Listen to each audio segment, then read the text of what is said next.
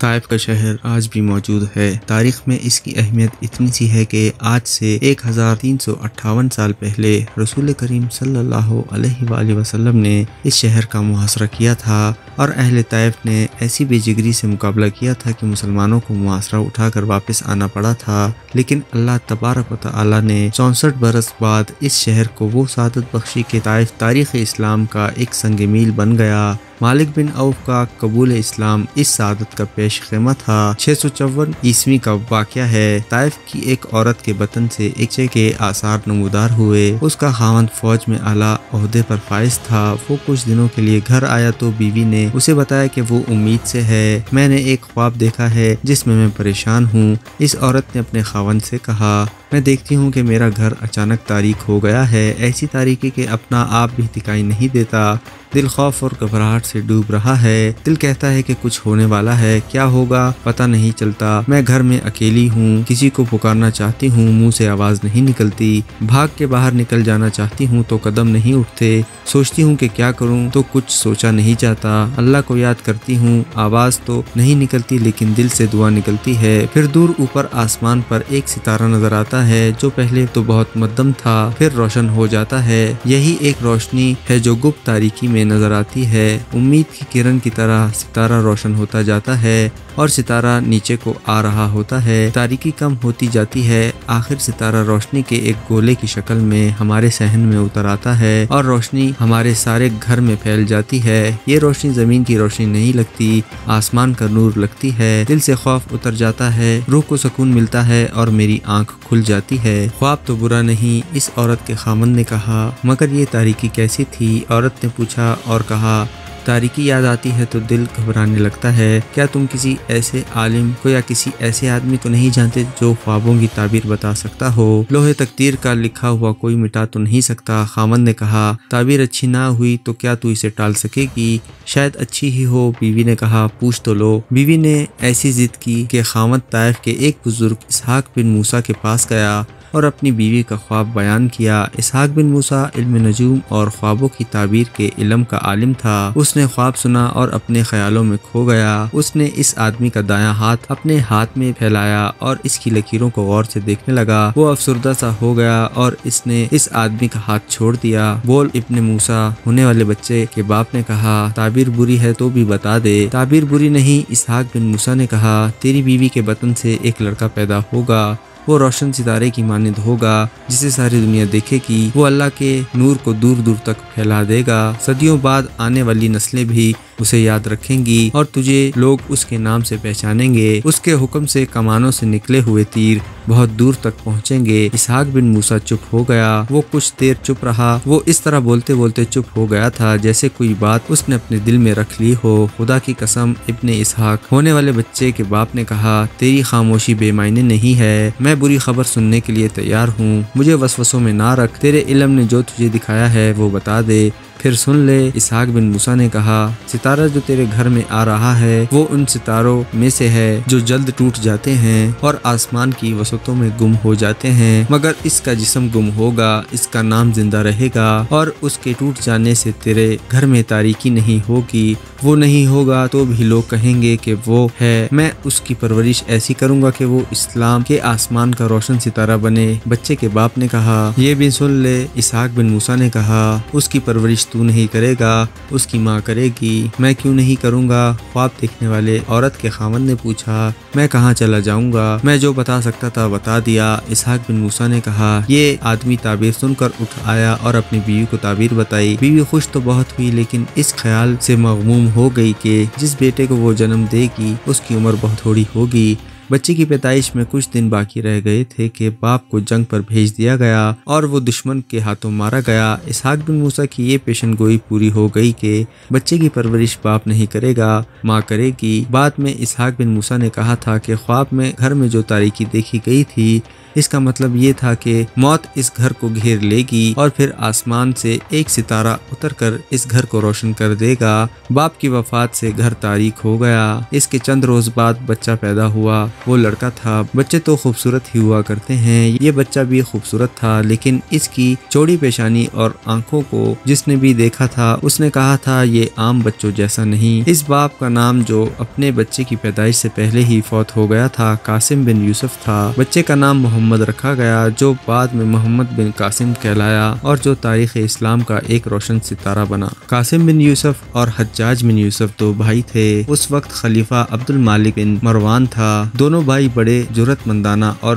فن و ضرب کے ماہر تھے۔ فوج میں دونوں اعلیٰ عہدے پر فائز تھے۔ یہ اس دور کا ذکر ہے جب مسلمان آپس میں پھٹ چکے تھے، بھائی بھائی کا دشمن ہو چکا تھا، یہاں تک کہ خلافت کے بھی دو حصے ہو گئے تھے۔ خلافت شام اور مصر تک محدود تھی۔ عبداللہ بن زبیر رضی اللہ تعالیٰ عنہ نے عراق اور حجاز میں اپنی خود مختار حکومت قائم کر لی تھی اور اس نے عمودی خلافت کی بیعت کرنے سے انکار کر دیا تھا۔ عبداللہ بن زبیر خلیفہ اول حضرت ابو بکر صدیق رضی اللہ تعالیٰ عنہ کا نامور نواسہ تھا۔ اس نے یزید بن امیر معاویہ کی بیعت سے بھی انکار کیا تھا اور حجاز اور عراق میں مسلمانوں کو جمع کر کے متوازی حکومت کر لی تھی۔ یزید کے بیٹے معاویہ بن یزید نے جب خلافت سے دستبرداری کا اعلان کیا تو بنو امیہ کی باقاعدہ خلافت کا آغاز ہوا اور اس کے ساتھ ہی خانوادہ رسول صلی اللہ علیہ وآلہ وسلم اور خصوصاً بی بی فاطمہ رضی اللہ تعالیٰ عنہ پر ظلم و ستم کے ایک دور کا آغاز ہو گیا۔ عبداللہ بن زبیر رضی اللہ تعالیٰ عنہ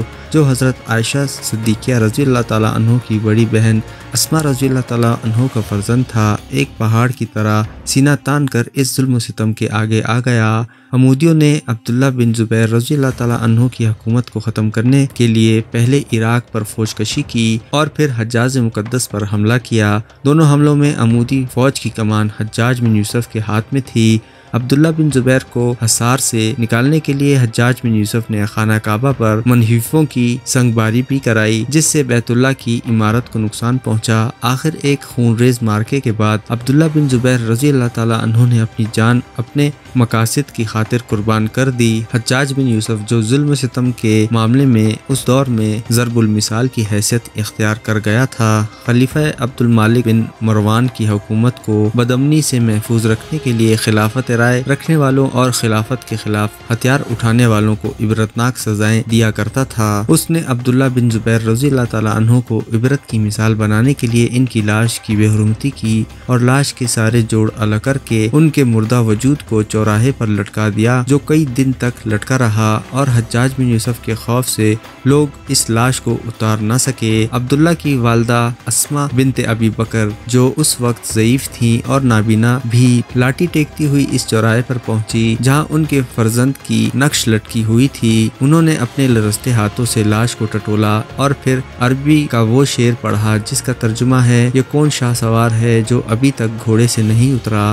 عبداللہ بن زبیر کے بعد حجاز عمودی خلافت کے زیر نگران آ گیا اور حجاج بن یوسف کو اس کا گورنر مقرر کر دیا گیا۔ اس کے گورنر بنتے ہی صوبے میں امن و امان قائم ہو گیا۔ ادھر عراق میں خارجوں نے شورش بپا کر رکھی تھی۔ خلیفہ نے ان کی سرکوبی کے لیے حجاج کو ہی مامور کیا۔ ایک طویل جنگ کے بعد حجاج کو فتح نصیب ہوئی۔ حجاج کو اس جنگ میں یہ نقصان اٹھانا پڑا کہ اس کا عزیز بھائی جو ان جنگوں میں اس کا دست راست بھی تھا خارجوں کے خلاف لڑتے ہوئے مارا گیا اور اسے اپنے گھر میں طلوع ہونے والے اس روشن ستارے کا منہ دیکھنا بھی نصیب نہ ہوا جس نے بعد میں اپنے چچا حجاج کے ظلم و ستم کی داستانوں کو لوگوں کے ذہنوں سے محو کر دیا اور شجاعت اور دلیری کی ایسی مثالیں پیش کی کہ بے دین دشمنوں نے اسے پوجنا شروع کر دیا۔ محمد بن قاسم حجاج بن یوسف کا بھتیجا اور قاسم بن یوسف کا نور نظر تھا۔ محمد بن قاسم جب پیدا ہوئے تو خوشیوں پر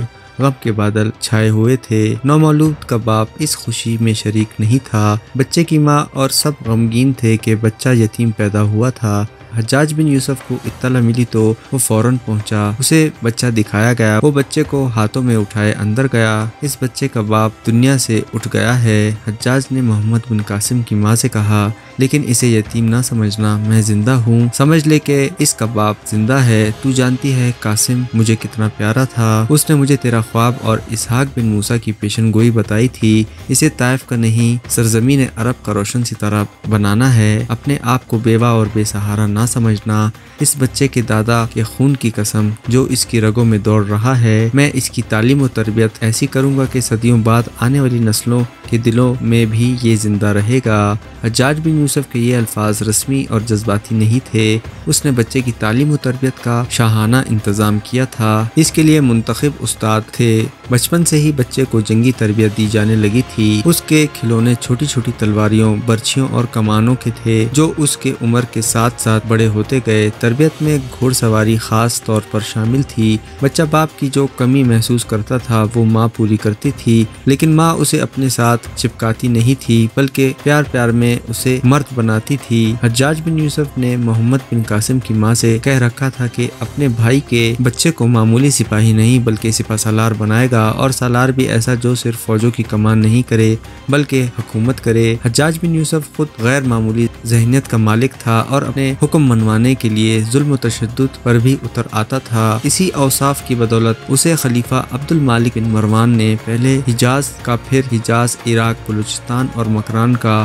حاکم اعلیٰ گورنر بنا دیا تھا۔ خلیفہ کو حجاج کے ان اوصاف کا علم ایک واقعے سے ہوا تھا۔ واقعہ یوں تھا کہ خلیفہ عبد المالک بن مروان کی فوج میں نظم و نسق کی کمی تھی۔ اس فوج میں خرابی یہ تھی کہ اسے کوچ کے لیے حکم ملتا تو کوچ کی تیاری میں ہی بہت سا وقت ضائع کر دیتی تھی۔ اسے معلوم ہوا تھا کہ اسلامی فوج میں یہ خوبی ہوا کرتی ہے کہ اس کا کوچ ایسا برق رفتار ہوتا ہے کہ دشمن حیران رہ جاتا ہے اور بے خبری میں مارا جاتا ہے۔ خلیفہ عبد المالک کا وزیر روح بن رنبہ تھا۔ بن رنبہ ایک روز خلیفہ نے وزیر سے کہا، کیا میری فوج میں کوئی ایسا آدمی نہیں جو اس میں نظم و ضبط پیدا کر کے اسے چاق و چوبند بنا دے؟ ایک آدمی پر میری نظر ہے، امیر المومنین۔ وزیر نے کہا، اسے آزما کر دیکھ لیں۔ کون ہے وہ؟ اس کا نام حجاج بن یوسف ہے۔ امیر المومنین وزیر نے کہا، طائف کے جنگجو خاندان کا فرد ہے، وہ فوج میں ہے لیکن اس کا کوئی عہدہ نہیں، وہ دوسروں سے مختلف اور عقل والا معلوم ہوتا ہے، اسے میرے پاس بھیج دو۔ خلیفہ نے حکم دیا۔ حکم کی تعمیل ہوئی۔ حجاج بن یوسف خلیفہ کے سامنے جا کر کھڑا ہوا۔ ڈیل ڈول اور چہرے سے حجاج نے خلیفہ کو متاثر کر لیا۔ ابن یوسف خلیفہ نے حجاج سے کہا، اگر میرے ایک حکم کی تعمیل کر سکو تو بہت بڑا عہدہ دوں گا۔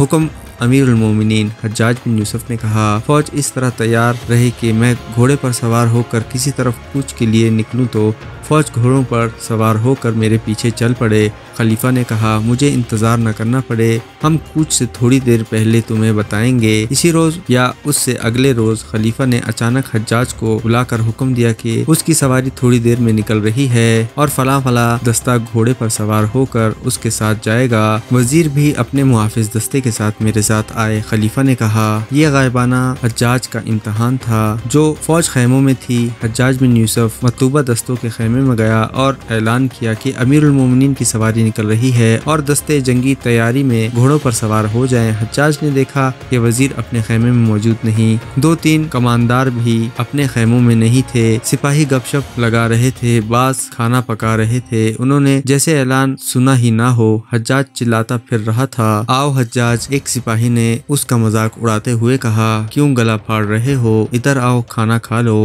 حجاج نے کہیں سے ایک ہنٹر لے لیا اور کھانے پر مدعو کرنے والے سپاہی کو ہنٹر مارنا شروع کر دیے۔ پھر اس نے جس سپاہی کو بیٹھے دیکھا اسے 2-3 ہنٹر مارے اور کہتا چلا گیا، میں امیر المومنین کا حکم سنا رہا ہوں۔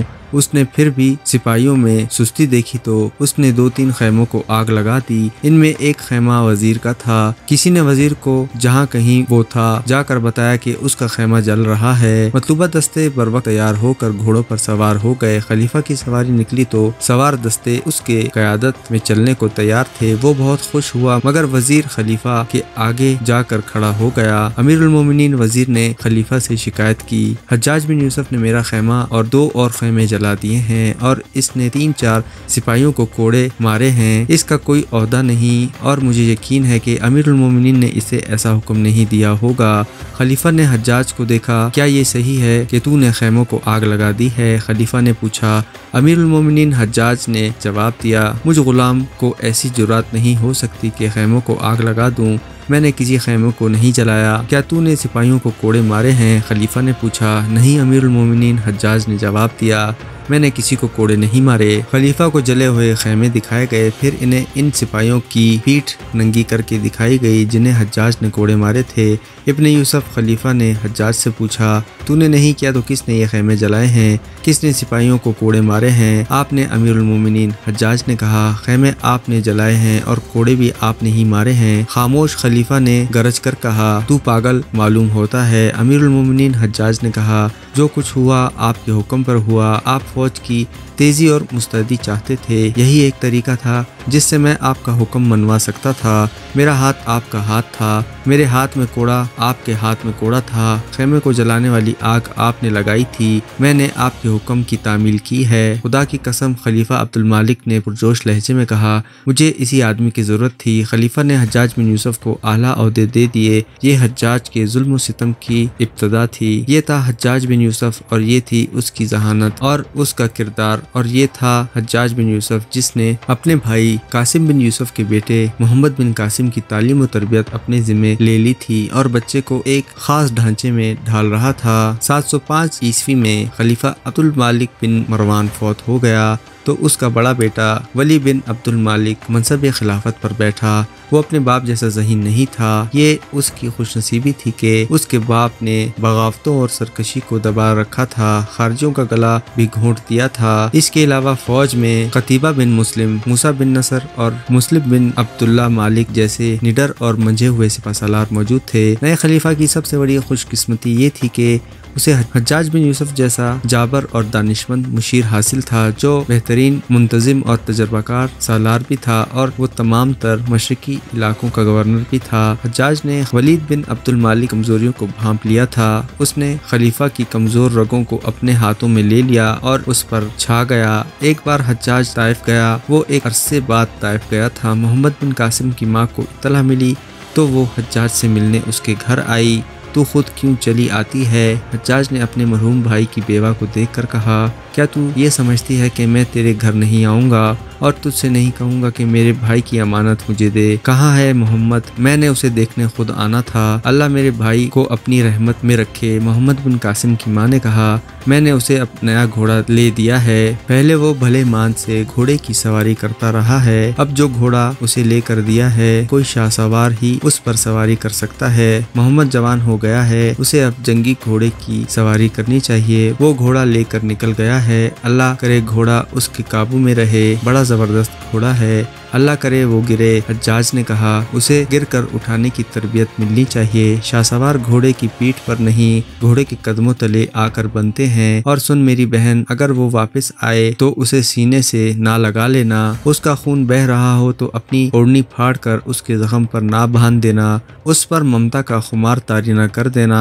اسے اپنا خون دیکھنے دینا اور اسے بتانا کہ یہ خون کس کا ہے، میں تیرے گھر آ رہا ہوں۔